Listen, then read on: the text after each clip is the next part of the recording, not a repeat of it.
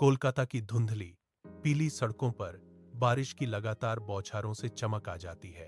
अपनी vintage fiat में कबीर सेन, एक निजी जासूस, शहर की अराजक ऊर्जा के बिल्कुल विपरीत बैठा है। विंडशील्ड पर बारिश की बूंदों की लयबद्ध थपकी ही एकमात्र आवाज है जो उसकी शांत तीव्रता की पृष्ठभूमि है। उनकी आंखें एक पुरानी फाइल पर टिकी हुई हैं, गहरी सोच में खोई हुई, उसके घिसे पिटे पन्नों के भीतर के रहस्यों को सुलझा रही हैं। अपने छोटे अस्त व्यस्त कार्यालय में कबीर कागजों के ऊंचे ढेर और प्राचीन पुस्तकों के बीच चाय पीते हैं। हवा प्रत्याशा से भरी हुई है। एक विशाल पुरानी नक्शा दीवार पर हावी है, जिसकी सतह पर अनदेखे स्थानों को चिह्नित करने वाले अशुभ लाल संकेतक हैं।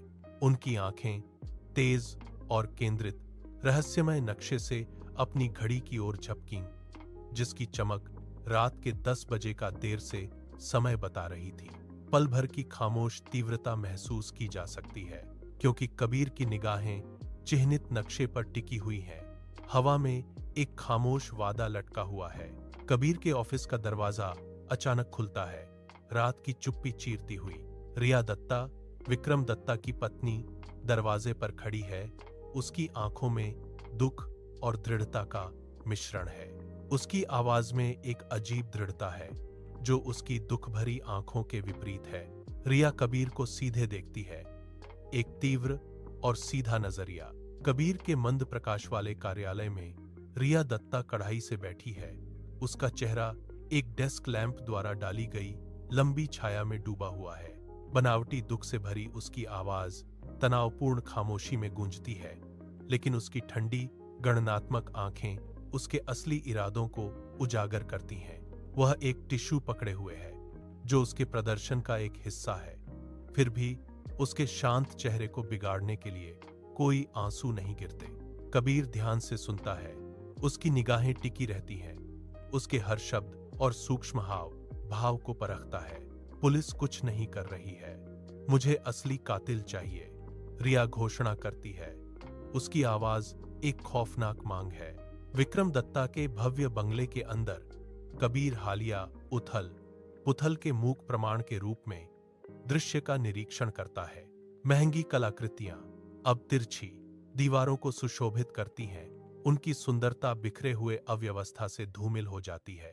टूटा हुआ फर्नीचर बिखरा पड़ा है, हर टुकड़ा एक हिंसक संघर्ष की कहानियां फुसफुसा रहा है। फर्श पर बिखरे कागज अचानक उजागर हुए रहस्यों का संकेत देते हैं, सुराग मिलने का इंतजार कर रहे हैं। अपराध स्थल की दमनकारी खामोशी हवा में भारी है, जो भव्य परिवेश के बिल्कुल विपरीत है। कबीर विक्रम दत्ता के बंगले में प्रवेश करता है। उसकी उपस्थिति शांत जगह में एक मूक लहर है। वह सीसीटीवी कंट्रोल रूम की ओर बढ़ता है। उसकी आंखों में एक केंद्रित तीव्रता है। अंदर एक सुरक्षा गार्ड कंसोल पर बैठा है, जो बंगले के रहस्यों का एक मूक प्रहरी है। कबीर फुटेज का अनुरोध करता है। उसकी आवाज दृढ़ है, इनकार की कोई गुंजाइश नहीं छोड़ती। रक्षक हिचकिचाता है। उसके चेहरे पर संदेह की एक झलक आती है। इससे पहले कि वह मान जाए, स्क्रीन जीवंत हो उठती है। एक भयानक टाइम स्टैम्प प्रदर्शित करती है, रात 11:00 बजे। एक सादा सीसीटीवी मॉनिटर चालू हो जाता है, जिसमें हुडेड स्वेटशर्ट में लिपटा हुआ एक व्यक्ति दिखाई देता है। रहस्यमयी आकृति गेट से सरक जाती है। उनका चेहरा एक गहरा अपठनीय छाया है। कबीर की तीव्र निगाहें स्क्रीन पर टिकी हुई हैं। माथे पर गहरी एकाग्रता की शिकन है। स्क्रीन पर मौजूद डिजिटल भूत कबीर का पूरा अडिग ध्यान आकर्षित किए हुए है। कबीर हर पिक्सेल की जांच करते हुए एक सुराग की तलाश में बुद्धिमत्ता की एक मूक लड़ाई शुरू होती है। विक्रम दत्ता के बंगले में हुड वाली आकृति धीरे धीरे अपना सिर उठाती है, स्क्रीन पर अपना चेहरा दिखाती है। कबीर के हाथ ठंडे पड़ जाते हैं। एक भयानक एहसास उसके मन में घर कर जाता है जब वह स्क्रीन पर देखता है। स्क्रीन पर दिख रहा चेहरा उसकी अपनी हूबहू नकल है। वही आंखें, वही नाक, वही होंठ। वह पूर्ण सदमे में पीछे हट जाता है। कमरे में अविश्वास की एक खामोश चीख गूंजती है। कबीर अपने ऑफिस में अकेला बैठा है, सीसीटीवी फुटेज उसकी आंखों के सामने बार बार चल रहा है। वह एक सेटअप की हताश आशा को पकड़ लेता है, लेकिन एक ठंडी अपरिचित भय उसकी दृढ़ता को खा जाता है। फुटेज की कड़वी सच्चाई उसे परेशान करती है। हर फ्रेम डर की एक नई लहर है। उनकी निगाहें अनकही दहशत से भारी पानी के एक साधारण गिलास पर टिकी हुई हैं, जो उनके विचारों के तूफान में एक लंगर है। कार्यालय, जो कभी एक अभयारण्य हुआ करता था, अब एक पिंजरे जैसा लगता है, जिससे उसकी बढ़ती बेचैनी बढ़ रही है। फ्लोरोसेंट लाइटों की ठंडी चमक के नीचे कबीर पुलिस रिकॉर्ड को खंगालता है। उसके चेहरे पर हताशा भरी तलाश साफ झलक रही है। एक गंभीर चेहरे वाला पुलिस अधिकारी आता है। उसकी उपस्थिति कबीर पर आसन्न विनाश की छाया डालती है। कबीर का दिल उसकी पसलियों के खिलाफ एक उन्मत्त ड्रम की तरह धड़कता है, जो आने वाले का एक डरावना पूर्वाभास है। अधिकारी के शब्द हवा में भारी हैं। एक स्पष्ट आरोप जो खामोशी को चीर देता है। आपका मोबाइल ट्रेस किया गया था। हत्या की रात को विक्रम के बंगले के आसपास के इलाके में वह अपनी निगाहें स्थिर रखते हुए कहता है। कबीर खाली नजर से घूरता है। उसका दिमाग सूना है। उस रात की कोई याद नहीं है, जबकि आरोप उसके कानों में गूंजता है। चमचमाते सूरज के नीचे एक सुरक्षा गार्ड विक्रम दत्ता के बंगले के गेट पर खड़ा है। उसकी वर्दी कड़क और अटूट है। कबीर की आंखों में एक दृढ़ चमक के साथ वह करीब आता है। फिर भी चिंता की एक सूक्ष्म कंपकंपी उसके संकल्प को धोखा देती है। चौकीदार की नजर कबीर से मिलती है। उसके अन्यथा अपठनीय भाव में पहचान की एक झलक। जैसे ही गार्ड बोलता है, कबीर की चिंता बढ़ जाती है। उसके भीतर एक खामोश लड़ाई चल रही होती है। रक्षक की आवाज तनाव को चीरती हुई निकलती है। मैंने हत्या की रात बंगले के पास सड़क पर तुम्हारी गाड़ी खड़ी देखी थी। कबीर अपने घर में कदम रखता है। जैसे ही वह अपनी अलमारी की ओर बढ़ता है, शांत रात की हवा उसके चारों ओर भारी हो जाती है। उसकी आंखें लटकते जैकेटों को खंगालती हैं, कुछ अनदेखे, कुछ परेशान करने वाले की खामोश तलाश में। उसकी नजर एक पुरानी जैकेट पर ठहर जाती है, जिस पर कपड़े के विपरीत छोटे गहरे लाल खून के धब्बे एक भयानक खोज को दर्शाते हैं। कबीर का हाथ कांप उठता है जैसे ही वह जैकेट लेता है। सबूत की ठंडी सच्चाई से उसका चेहरा पीला पड़ जाता है। एक मनोचिकित्सक के कार्यालय में कबीर अकड़ा हुआ बैठा है। उसकी आवाज तनावपूर्ण है, क्योंकि वह एक अजीब परिस्थिति का वर्णन करता है। उसकी आंखें सूनी हैं, एक ऐसी रात को दर्शाती हैं जिसे वह याद नहीं कर सकता। उसकी स्मृति में एक खाई। मनोचिकित्सक ध्यान से सुनता है। उसके चेहरे पर एक विचारशील, लगभग डरावना भाव होता है। मनोचिकित्सक के बोलना शुरू करते ही हवा अनकही तनाव से गूंज उठती है। उनके शब्द एक धीमी, जानबूझकर की गई घोषणा है। कभी कभी अत्यधिक तनाव में कोई व्यक्ति एक विघटनकारी प्रकरण का अनुभव कर सकता है, जिस दौरान वे कोई अपराध कर सकते हैं और उन्हें इसका कोई स्मरण नहीं होगा। शब्द हवा में भारीपन से लटकते हैं। एक भयावह संभावना। अपने धुंधले प्रकाश वाले दफ्तर में कबीर बैठा है, मनोचिकित्सक के शब्दों से परेशान। उसके मन में एक सिहरन पैदा करने वाला सवाल गूंज रहा है। क्या उसने वाकई विक्रम दत्ता को मारा था? उसका चेहरा विकृत हो जाता है। उसके भीतर संदेह और आत्म आलोचना का तूफान उमड़ता है। वह अपनी हथेली डेस्क पर पटक देता है। तेज आवाज दमघोंटू खामोशी को चीर देती है। गुस्से और लकवाग्रस्त डर की दम घोंटने वाली पकड़ के बीच उसकी उंगलियां सफेद पड़ गईं। उसके गले से एक खामोश चीख निकलने वाली है। एक आदमी जो अपनी ही मनोवैज्ञानिक जेल में फंसा हुआ है। कबीर विक्रम दत्ता के दफ्तर लौटता है। हवा अनकहे रहस्यों से भारी है। उसकी उंगलियां अजीब सी अलमारी को बारीकी से टटोलती हैं। जो परे है उसे खामोशी से ढूंढ रही हैं। अलंकृत लकड़ी के पीछे एक छिपा हुआ लॉकर सामने आता है। कबीर की आंखों में उम्मीद की एक किरण, एक अंदरूनी एहसास जोर देकर कहता है कि कुछ महत्वपूर्ण इसके धातु के घेरे में छिपा हुआ है। कबीर की भौहें लॉकर के रहस्यों को भेदने की कोशिश में गहरी एकाग्रता से सिकुड़ जाती हैं। विक्रम दत्ता के दफ्तर में दीवार में बनी एक भारी भरकम तिजोरी धीमी यांत्रिक कराह के साथ खुलती है। वॉल्ट के अंदर एक मोटी पुरानी फाइल रखी है जिसके कवर पर बड़े अक्षरों में प्रोजेक्ट डोपेलगैंगर लिखा हुआ है। मेरी आंखें फाइल पर टिक जाती हैं। मेरे चेहरे पर जिज्ञासा और आशंका का मिश्रण दिखाई देता है। कार्यालय में हवा आवेशित महसूस होती है, अनकही रहस्यों और खोज के बोझ से भरी हुई। एक स्पष्ट खामोशी उस पल को बढ़ा देती है। हर सेकंड एक तनावपूर्ण प्रत्याशा के साथ खींचता है। मेरी निगाहें फाइल पर टिकी हुई हैं, जो उसके पन्नों में छिपे रहस्यों का एक मौन वादा है। विक्रम दत्ता के कार्यालय में कोमल, छनी हुई रोशनी फैली हुई है, जो एक भ्रामक शांति का माहौल बना रही है। कबीर फाइल खोलता है। उसकी प्रारंभिक सामग्री हानिरहित दिखाई देती है, जो छिपी हुई गहराइयों का संकेत देती है।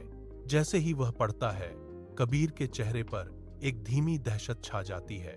उसकी आंखें बेचैन कर देने वाले शब्दों पर टिकी रहती हैं। वह हताशा में दस्तावेजों को पलटने लगता है। हर चौंकाने वाले खुलासे के साथ उसके गालों का रंग उड़ जाता है।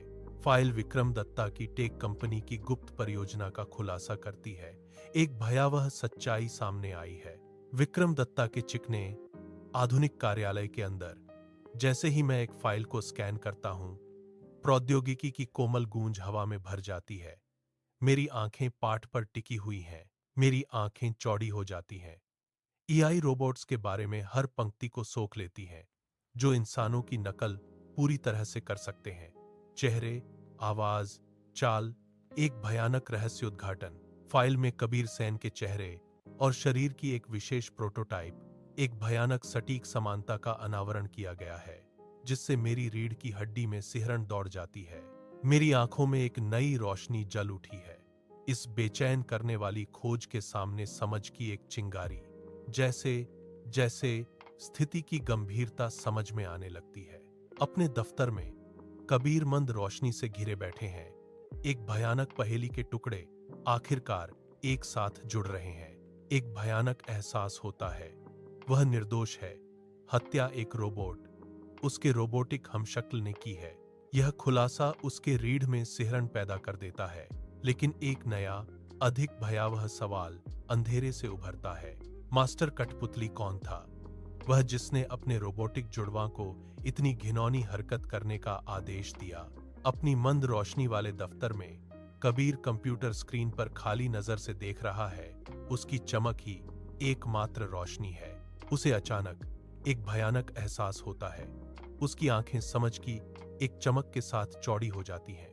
उसे रिया दत्ता की आंखों की बर्फीली ठंडक, उसके झूठे दुख, एक विश्वासघाती मुखौटा याद आता है। सच्चाई सामने आ जाती है।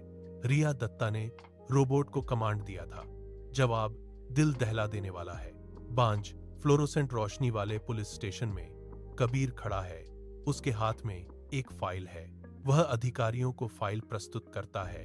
उसकी निगाहें दृढ़ और अटल हैं। कबीर घोषणा करता है, यह प्रोजेक्ट डोपेलगैंगर फाइल है। यह सब कुछ उजागर करती है। पास में रिया दत्ता का चेहरा कच्चे गुस्से और पूरी हार का मुखौटा है। अधिकारी तेजी से आगे बढ़ते हैं। उनकी कार्रवाई ठंडे धातु के हथकड़ों से उसके भाग्य को सील कर देती है। कफन की खनक गूंजते स्टेशन में गूंजती है। न्याय मिलने की एक तीखी आवाज। पुलिस स्टेशन के बाहर लोगों की भीड़ जमा हो जाती है। उनके चेहरों पर जिज्ञासा और आशंका का मिश्रण होता है। पुलिस ने इस खोज का खुलासा किया। एक रोबोट जो कबीर की एक सटीक भयानक प्रतिकृति है। भीड़ हाँफ उठती है। उनके आश्चर्यचकित चेहरे रोबोट के डिजाइन की चौंकाने वाली सटीकता को दर्शाते हैं। जैसे ही इस अद्भुत रचना की खबर जंगल की आग की तरह फैलने लगती है, दर्शकों के बीच फुसफुसाहटें गूंजने लगती हैं।